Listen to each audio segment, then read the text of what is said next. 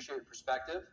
We're going to bring it back in studio right now. Thank you so much for joining us. And so with that said, Stephen Rogers, what do you make of her speech? Did you find it inspiring at all? I found it inspiring and truthful, because the fact of the matter is, I really believe, by my own personal experience, that the mainstream media creates their own narratives, and they do lie. You know how I know that? I've been on their broadcasts. I've sat in their studios, and I've seen them face to face, how they operate. In fact, at one point, I remember turning a particular station down and walking out because they wanted to do something with regard to something I said to change the narrative. So she was right, absolutely right. But our fellow Robert is his name, the gentleman that we just heard, I was getting depressed hearing him. I mean, it was just negative, negative, negative. And, you know, I wanted to tell him if we had time, I'm a Reagan Republican. I'm proud of Donald Trump. You know, I'm proud of this country. So what we need to do is stop talking like that. We need to become a Republican Party. Negative rhetoric. What we heard tonight, maybe there were little slip-ups here and there, but the primary message theme is unity. It's pride in America.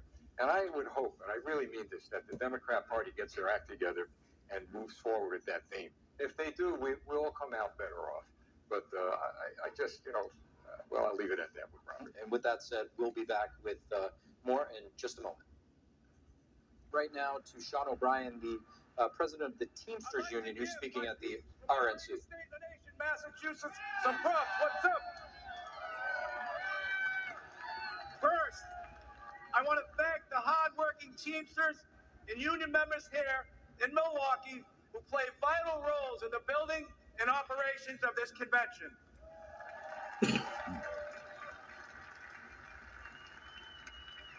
I also want to thank President Donald Trump for opening the RNC's doors to the Teamsters Union and inviting me to speak before you tonight.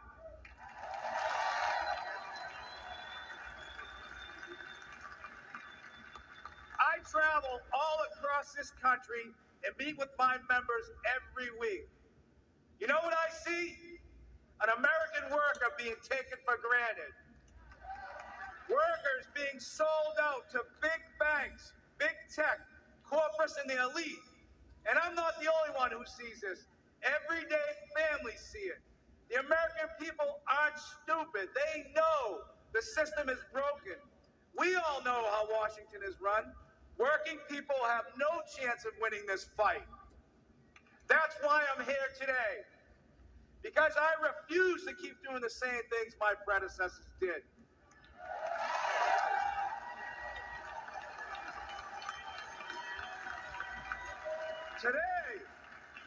Today, the Teamsters are here to say we are not beholden to anyone or any party.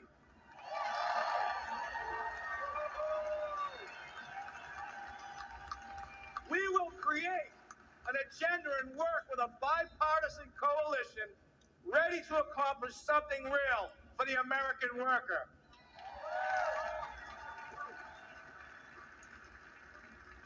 And I don't care about getting criticized.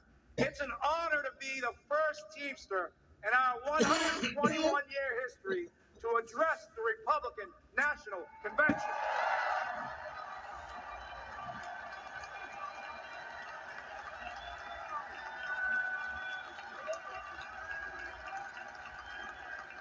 Several months ago, I asked the RNC and the DNC for the opportunity to speak. To be frank, when President Trump invited me to speak at this convention, there was political unrest on the left and on the right. Hard to believe. Anti-union groups demanded the president rescind his invitation. The left called me a traitor. Yeah.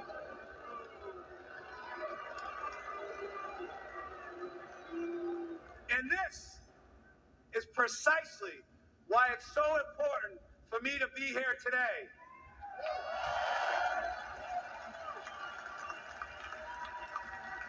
Think about this. Think about this. The Teamsters are doing something correct. If the extremes in both parties think I shouldn't be on this stage.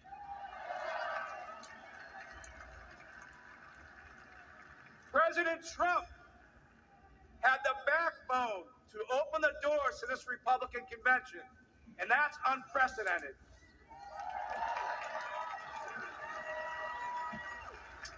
No other nominee in the race would have invited the Teamsters into this arena. Now, you can have whatever opinion you want, but one thing is clear. President Trump is a candidate who is not afraid of hearing from new, loud, and often critical voices.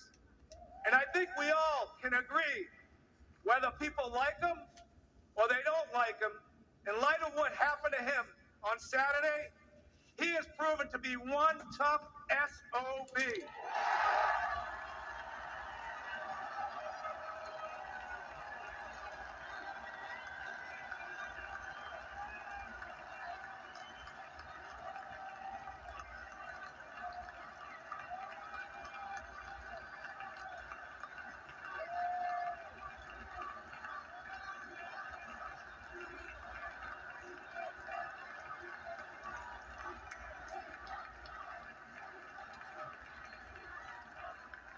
Now, when I won the presidency of the Teamsters in a national election 2.5 years ago, we started reaching across the aisle. In the past, the Teamsters have endorsed GOP candidates, including Nixon, Reagan, and George H.W. Bush. But over the last 40 years, the Republican Party has really pursued strong relationships with organized labor. There are some in the party who stand in active opposition to labor unions. This too must change. And I want to be clear. At the end of the day, the Teamsters are not interested if you have a D, R, or an I next to your name. We want to know one thing. What are you doing to help American workers?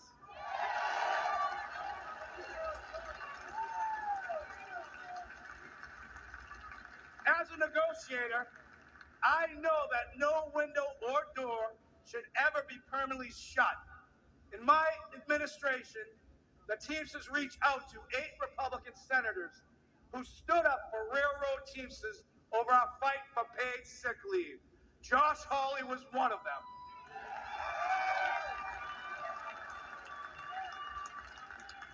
We started talking. Senator Hawley changed his position on national right to work. Then we started walking. Senator Hawley walked a Teamsters picket line in St. Louis and a UAW picket line in Wentzville, Missouri.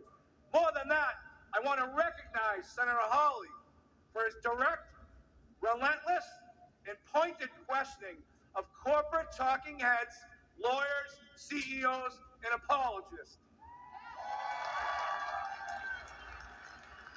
He has shown he is not willing to accept their pillaging of working people's pocketbooks. I know from a career in negotiating that you get nowhere by slamming your fist on the table. The first step is to listen.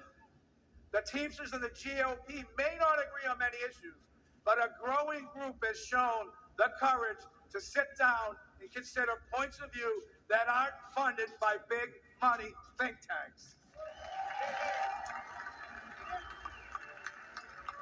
Senators like J.D. Vance, Roger Marshall, and Representatives Nicole Maliotakis, Mike Lawler, and Brian Fitzpatrick are among elected officials who truly care about working people. And this group is expanding and is putting fear into those who have monopolized our very broken system in America today. There are far too many people on both sides of the aisle still caught up in knee-jerk reactions to unions, who subscribe to the same tired claptrap that unions destroy American companies. Take a moment to consider United Parcel Service, which is the largest private sector logistics company, and it's been unionized for more than 100 years. More than 350,000 Teamsters make it run. We work for good middle-class wages, quality health care, and secure pensions. There are work rules that ensure fairness and due process for both sides. UPS is the most efficient package delivery company company in the world.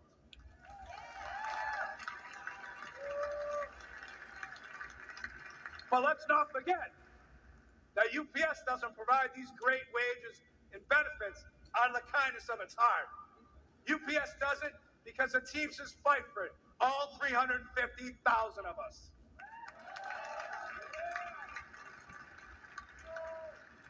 You know, corporatists hate when working people join together to form unions.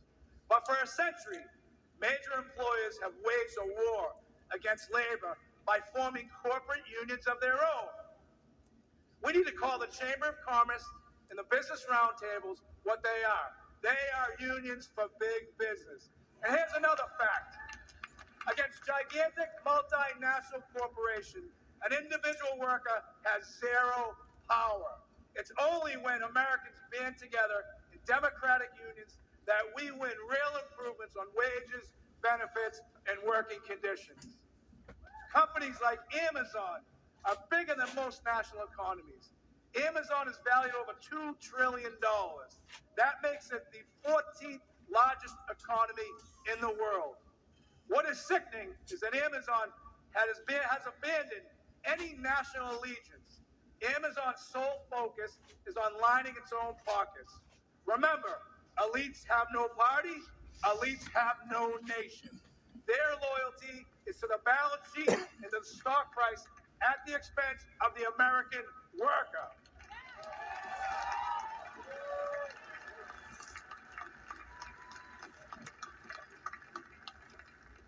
In my office in Washington, D.C., I can see the United States Capitol from my window.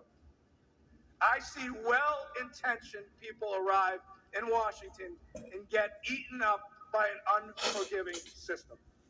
The responsibility to average Americans takes a back seat. The objective now becomes survival. Fundraiser after fundraiser. Corporate consultants hedge every initiative. The Hill crawls with lifers, bouncing from government jobs to corporate jobs and back again. I think we can all agree D.C. is a pretty treacherous area. Most legislation is never meant to go anywhere, and it's all talk. And in America, talk isn't cheap. It's very expensive, and it comes at the cost of our own country. Working people know our system is broken. The elites are not laboring on behalf of workers. There is a political caste system that prevents citizens from accessing their representatives to hold them accountable. For a moment in time, working people in America were seen as essential. Sadly, it took a global pandemic for political and corporate elites to notice this fact. But ask yourself this question. Since the end of the pandemic, when was the last time you heard major news outlets regularly refer to workers as essential? You haven't.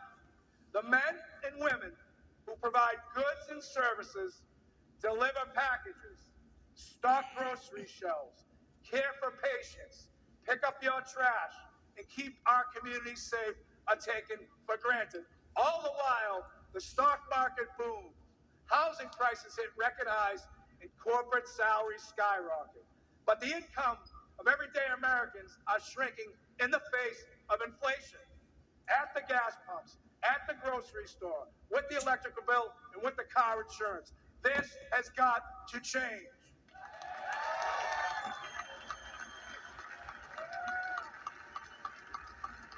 Never forget, American workers own this nation. We are not renters. We are not tenants. But the corporate elite treat us like squatters, and that is a crime. We've got to fix it. Now, this will shock you. This will shock you. To paraphrase Senator Mark Wayne Mullen, it's time for both sides of Congress to stand their butts up. We need trade policies that put American workers first. It needs to be easier for companies to remain in America. We need legal protections that make it safer for workers to get a contract. We must stop corporations from abandoning local communities to inflate their bottom line. We need meaningful bankruptcy reform. Today, corporate vultures buy up companies like Yellow Freight with the intent of driving them into bankruptcy and feasting on their remains. The courts leave workers begging for crumbs as third-tier creditors. Labor law must be reformed. Americans vote for a union but can never get a union contract.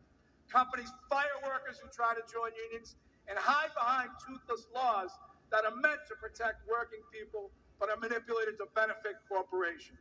This is economic terrorism at its best. An individual cannot withstand such an assault. A fired worker cannot afford corporate delays, and these greedy employers know it. There are no consequences for the company, only the worker.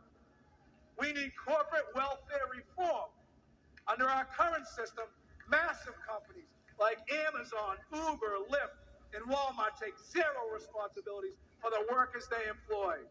These companies offer no real health insurance, no retirement benefits, no paid leave, relying on underfunded public assistance.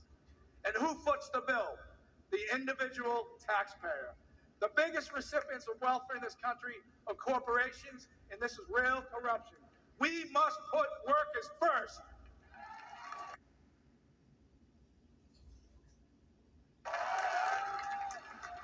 What could be more important to the security of our nation than a long-term investment in the American worker?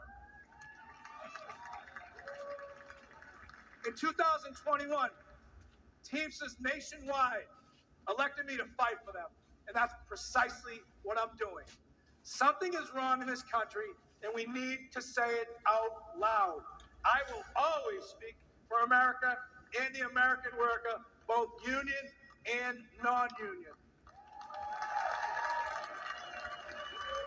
I challenge each and every one of you, and especially my friends on the Democratic side, to embrace cooperation, to truly collaborate, to achieve meaningful and productive change, to ensure we make this great nation in this world the bigger, faster, and strongest nation in the entire world.